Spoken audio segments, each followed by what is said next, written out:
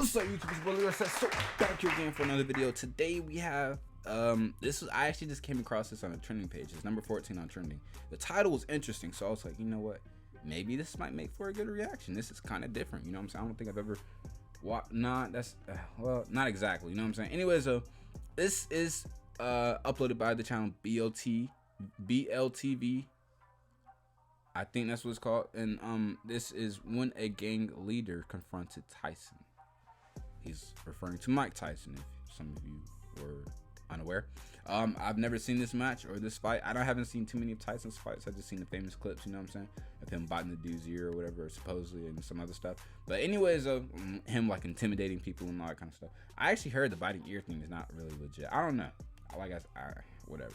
I don't really watch stuff. I just skim and people say, yeah, it's raining outside. It sounds lovely. Anyways, before we get into this video, y'all let me know down below in the comments how's your day. Hopefully it was pretty good, but if it wasn't, hopefully this makes it just a little bit better. You know what I'm saying? Also, we're nearly hurtling towards 1,000 subscribers, man. I'd really appreciate it if you go ahead and hit that red button. Literally takes less than 2 seconds and it's free at no extra cost to you. You know what I'm saying? You won't regret it. I upload content almost every other day. Almost every day, you know what I'm saying? And it's pretty lit, you know what I'm saying? I'm about to go crazy summertime, so definitely hit me up with the red subscribe button, you know what I'm saying? And then let's get a 1K. All right, anyways, let's get him in. Let's go. This gonna be a fight, Tyson, and you know it. He's a gang leader? Okay. I'm gonna kill you. I'm gonna kill you. I don't know if that's gonna go down the way you think it is, my boy.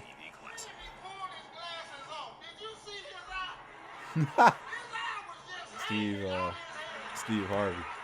On today's video, we revisit the infamous two-fight saga between Mike Tyson and Mitch Blood Green. A genuine beef that 10 rounds of boxing couldn't squash, as the two would face off one more time on the street, this time in a much shorter affair with a decisive victory. Woo! Woo! Let's get right to it. Is that like a movie version of this or something? I've never seen this channel before, so shout out to you, man, BLTV. Hopefully I'm cool. Hopefully you're cool with me, or you know, watching this. If you're not, feel free to contact me, let me know, and I'll take it down promptly. No problem. No issues. You know what I'm saying?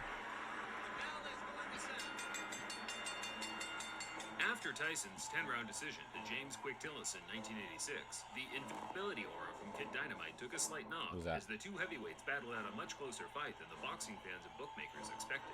How disappointed are you that the knockout string is over? Not at all. If anything, I feel relieved. Mike Tyson. If I wanted to, I could have knocked them out. It was Tyson's first time. Mike Tyson has such an interesting voice for a boxer. That gave some of the other heavyweight contenders an incentive to catch this teenage dynamo early, halt the hype train, and earn the highest possible payday outside of a championship fight. Tyson say, "Gonna give me a fight. I want Mike Tyson." Point blank. Michelle Tyson. He's a I'm gonna knock him out. Mitch, what's up with this filter? Was one of the first fighters to utilize the new age of digital camcorders to get his message out there to boxing fans. I'm gonna show you some. Feast your eyes on a real heavyweight. There was no social media in those days, but local news stations and televised sports networks such as HBO would air the clips during a broadcast to gauge the fans' reaction. This guy seems like a joke. I'm not gonna lie. Looks like Black Jesus, the way his hair is just. Audio compression over time, but I can honestly say I have difficulty understanding what Mitch Green is saying. Two clear things were the muscle flexing and homophobic slurs, and bizarrely enough, as far as my research suggests, this was enough to land him a shot at the hottest prospect in world boxing. Well, let's see how it did him. How relevant is he now?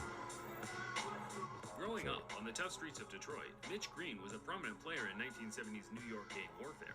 By the age of 17, he had witnessed his father lose his life in a bizarre Western-style quick-draw shootout, not long before being shot twice himself, fortunately escaping with non-fatal injuries.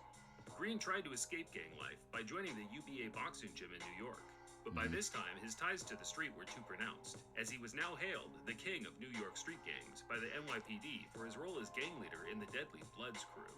Things slowly started to change for Mitch as his reputation as a gang leader was exceeded by that of a talented amateur boxer, the muscular 6'5" big man that was racking up previous tournament success, including several New York Golden Gloves. From the Bronx, New York, undefeated in 5 professional bouts with 1 draw.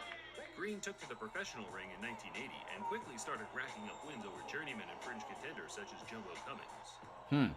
Champion in waiting Trevor Burbick became first man to beat Green in 1985, where Mitch made a good account of himself, only losing by majority decision. Both Tyson and Green were on the fringe of a world title shot, so regardless of the antics, the two were on a likely collision course. The trash talk from Green just helped build more interest in the fight, which in turn certainly struck a chord with Tyson, who openly admitted to hating that ugly mother effer. Sounds like Tyson. And Mike Tyson I'm no sorry. robe, no socks. He says it makes him feel like a warrior. Makes him No feel socks? like a gladiator. Straight barefoot, man. Carolinians fall victim to human trafficking. Man, I don't want to talk about this right now. You know what I'm saying? You know, don't get me wrong. Human trafficking is a very serious thing, but I don't want to talk about. I'm trying to enjoy the fight. You know what I'm saying? They trying to talk to me about human trafficking. Search for the most pet-friendly rentals anywhere. At least it's Jeff Goldblum. I mess with Jeff Goldblum. Yeah, how y'all feel about that new Tyson met Green for the first time in May Jurassic 1986 Dominion at Madison Square movie? Garden. It was Tyson's first match at a prestigious boxing venue and also the first to be covered by a large television network. Gotcha. Yet, the occasion didn't change the traditional no robe, no socks attire. He was Okay. all business and had a personal vendetta to settle with the now not so confident looking Mitch Green. Shoot. Mike Tyson's only like 5'10" too from right here. He's not a big dude. Like tall. Woo! Mitch Green is really trying, man. He just look like that's what he sounds like. What he looked like he sounds like. Woo, woo, woo. Everyone has a plan until they get their mouth guard punched out of the ring in the first round. Shoot. While Green had all the physical advantages, Right. Tyson's supreme boxing skills and speed negated the gap in size and weight, backing up Green from the opening bell, slipping and countering, forcing a much bigger man Tyson's a dang tiger, man. Ooh. Ooh.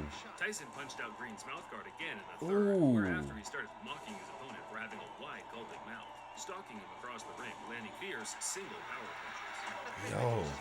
Dang, you saw that? Another big left hook. Ah. Stop playing with him. Stop playing with him. The fight became so routine by the closing stages, the crowd knew they were witnessing a foregone conclusion. Tyson himself appeared to have his mind elsewhere as he bizarrely kissed his trainer, Kevin Rooney, while he was trying to deliver him intricate strategies and details regarding the fight. That's fair.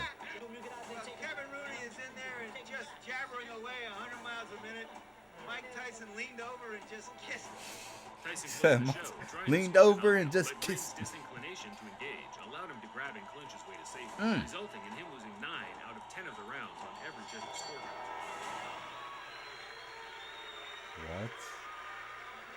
But we knew deep inside that I was going to win this fight so easy because of his style. He's a dang tough opponent, and he took some fairly decent shots.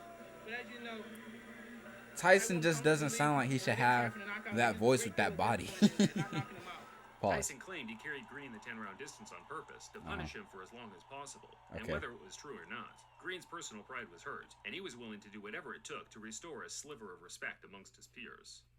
Jerry Curl Green looking retired from boxing after the Tyson loss and returned to the street to earn a living from selling drugs. Jeez, He always planned to one day get Tyson back in the ring, but as his years of inactivity ensued, Tyson progressed to one of the most dominant heavyweight champions of all time, undefeated and undisputed. Right. The days of fighting lingering contenders such as Mitch Green were over. So you thought? It wasn't until a couple of years after their fight that the two would meet again, this time in Green's element, the street. In the early hours of August 23rd, 1988, Mitch Green got wind that Tyson was shopping at a local clothing store close by to where he ran things on the street. Tyson had traveled a fair distance to pick up a luxury leather jacket handmade by one of his friends over at Dapper Dan's. As Tyson was chilling in the store with his entourage, Mitch Green burst through the door on his own, high on angel dust, demanding Tyson either give him a rematch or empty his pockets right there on the spot. Yo, Tyson, what? of course, no stranger to altercations on the street, dragged Mitch Green outside and pummeled him to the ground multiple times. Dang. Spectators said that the fight was short, violent, and very one-sided. In fact, it was no longer than 15 to 20 seconds, but that's more than long enough for the heavyweight champion to inflict severe damage.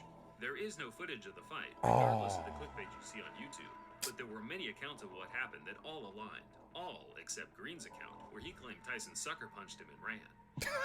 Who threw the first punch here? Of course he'd say He something did. like He that. sucker punched me. Sucker punch. Because he's with his friends, you know, and So that's why he's got the glasses on and hide I it. didn't get a chance to get to him like I wanted because everybody was like pulling me, you know, holding me, like so he could get away from me, and so he get away. And he, Nah, like, man. He ran. You fell off, Green man. was You certain fell the off, Tyson man. scuffle, which became mainstream news around the world, would add enough public intrigue to get his rival back in the ring.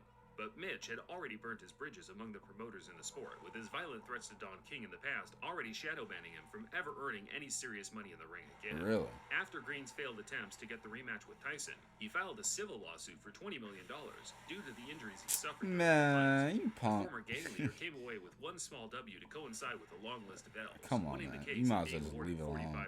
$45,000, close to what his purse was during their professional fight in 1986. Yeah, I remember seeing Mitch Green's eye after that. It was like broke his socket, broke the eye socket. Yeah, Dang. broke his eye socket. Yeah, Dang. the eye socket. You gotta hit really hard to do some like that. Right? The eye Green returned to socket? the ring 7 years later, but at that point he was a shell of his former self and was beaten by journeyman with losing records until he hung him up for good in 2005. As of 2022, Green is still a large-as-life character, but now employs his energy into his love of Christianity. Amen. He still has a gripe with Tyson, but I think it's fair to say the two have now moved on, and whenever Yeah. the topic is brought up today, they both make light of their infamous 30-year feud. Okay. That didn't work. The boy scared to death. As we had the street fight, the boy scared to death. Well, wait a minute. Didn't y'all have a street fight, Mitch? For the ring, for the street. Thinking the man would do something about it.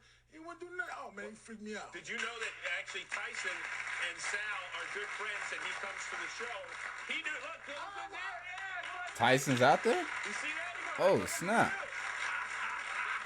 Years later, man. At least they're cool, kinda, with each other. Hey. Shout out to BLTV Classic, man. You know what I'm saying? Subscribe. Shout out to him. Like I said, this is my first time seeing any of his content. You know what I'm saying? So, Boxing Legends TV presents the sweet science and bite-sized pieces of content. Got you, okay? I got a little bit more, understanding of what it is his channel does. Y'all, this was a good video, man. I very much enjoyed it, and I'm intrigued. I was intrigued by the story.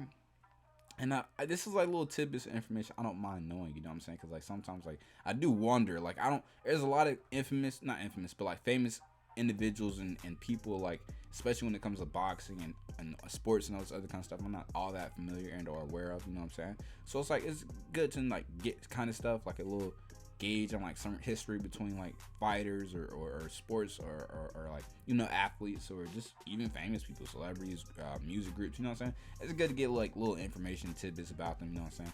Or like maybe even dramas that taking place, because I don't know this stuff, you know what I'm saying? So anyways, this is fire video. Y'all let me know down below in the comments how you felt about this one. Also, if you have any other stories or know any other channels, you know what I'm saying, that post kind of similar content about like different types of, I don't want to say prehistoric, but like older type of feuds or stuff that may have taken place that's like not too widely popular or talked about that much, or that I would potentially consider interesting. Y'all let me know down below in the comments. With that being said, make sure you like, comment, share, and subscribe if you haven't already. Go to BLTV Classic, go to their channel, like, comment, share, subscribe, turn on notifications when he posts. Come back over here, do the same thing. Follow me on Twitch. You can also follow me on YouTube. Subscribe, man. It takes literally less than 2 seconds. We're so close to 1,000. Consider helping a brother out. With that being said, peace.